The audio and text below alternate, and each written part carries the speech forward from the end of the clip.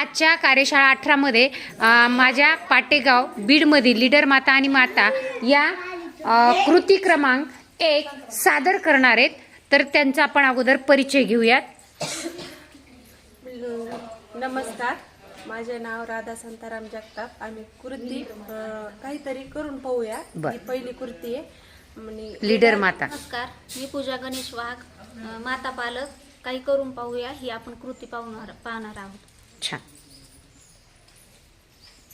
माझं नाव रुमा आकाश हाडोळे. मी माता पालक, लीडर माता रुमा आकाश हाडोळे. आपण काहीतरी शिकणार आहोत, करून पाहूया.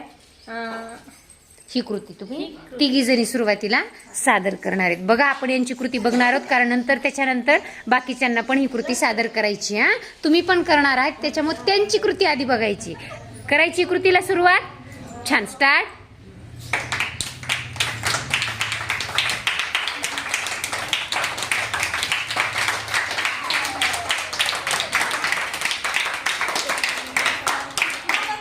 बघा कोण विनर झाले, कोण विनर झाले.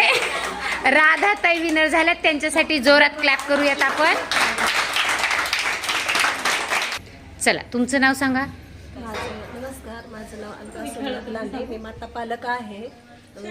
शाळा पाटेगाव तालुका जिल्हा बीड. जिल्हा परिषद शाळा. माझं नाव वंदना दोंडीराम आठवले. मी पाटेगाव येथील माता पालक शाळा दीपप्रा शाळा ठीक. पाटेगाव. चला. माझं नाव नीता कदम, नीता दत्ता कदम. माता पालक पाटेगाव बीड. पाटेगाव बीड. छान. आता यांची कृती आपण बघणार आहोत. त्या सुद्धा ही कृती सादर करणार आहेत. करायची सुरुवात. छान. चला, स्टार्ट. स्टार्ट.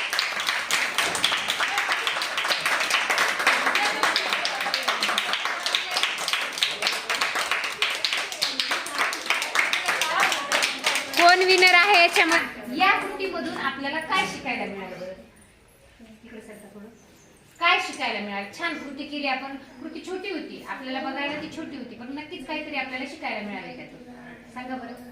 आपण ज्यावेळेस आपण खेळत होतो ना, त्यावेळेस आपले लहानपणीचे अनुभव आता आपल्याला म्हणजे शेअर करायला मिळाले. म्हणजे तोच आनंद आपल्याला परत मिळाला जो बालपणी आपण शाळेत असताना घेतला होता किंवा घरी म्हणजे छपरी खेळत होतो ना, तसा आनंद वाटला. कसा आनंद वाटला. बरं, आणखी परत वाटलं की मी जिंकणार, या जिंकत्यात. म्हणजे मी खेळे पण मी जिंकण्यासाठी खेळे, ही भावना त्यांच्या मनामध्ये होती. तुम्ही? मला वाटलं मी सगळ्याच्या अगोदर जिंकणार.